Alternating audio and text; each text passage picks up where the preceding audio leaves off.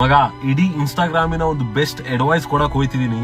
ಏನ್ ಹೇಳ್ತಿದೀನೋ ಅದನ್ನ ಪೂರ್ತಿ ಕೇಳು. ನನ್ ಮಾತುಗಳನ್ನ ಒಬ್ಬ ಅಣ್ಣ ಹೇಳ್ತಿದಾನ ಅಂತ ತಿಳ್ಕೊ, ಪೂರ್ತಿ ಕೇಳು. ನೀನ್ ಯೋಚನೆ ಮಾಡ್ತಿದ್ಯಲ್ಲ ಮಗ, ನಾಳೆಯಿಂದ ಶುರು ಮಾಡ್ತೀನಿ, ಒಂದ್ ಪರ್ಫೆಕ್ಟ್ ಟೈಮ್ ಬರ್ಲಿ ಆಗ ಶುರು ಮಾಡ್ತೀನಿ ಅಂತ.